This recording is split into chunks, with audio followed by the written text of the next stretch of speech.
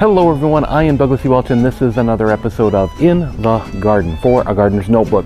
For more information on A Gardener's Notebook, you can always visit the website douglasewelch.com.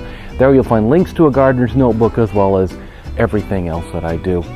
So I'm thinking of trying to keep these In the Garden videos a little shorter. Instead of having multiple segments per episode, I'm going to kind of focus in on one thing per episode, make them a little shorter, make them a little easier to consume. Now today we're out here in the garden, here in our Sicilian American family on my wife's side. We love our basil and we use a lot of it.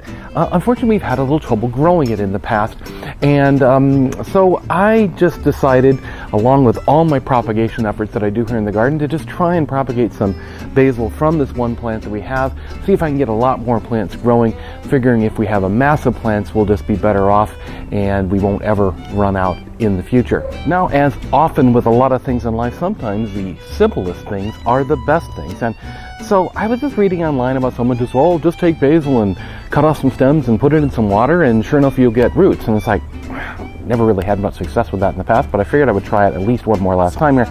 So I came out to my basil plant and I did make a point of taking right above a set of other leaves, like right here is where I would take this off. That gives you a nice long stem so it can easily fit into a little bottle, and I'll show you that bottle in just a little bit.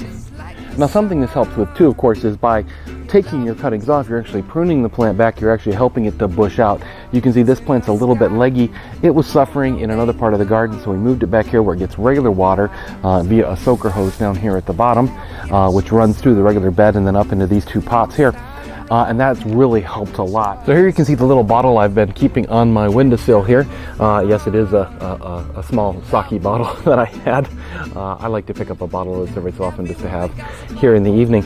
But actually worked pretty well because I had nice long stems. And you can bring the water right up to the top of the bottle here. It actually worked pretty well, and I like to reuse stuff in the garden and in the kitchen as well. Now if I take one of these out here, this only took, I'm going to say maybe a week, or maybe just over a week, and you can see, if I can get this in the camera, because you look at the roots that are on that piece of basil already. And I can say almost all the other cuttings in here are quite similar in their rooting as well. Let's see if I can pull another one out. That one's a little shorter there, but you can still see it's got a healthy set of roots starting on it as well. This amazed me. As I said, I hadn't had much success with this in the past, but for whatever reason, these took very quickly and very well.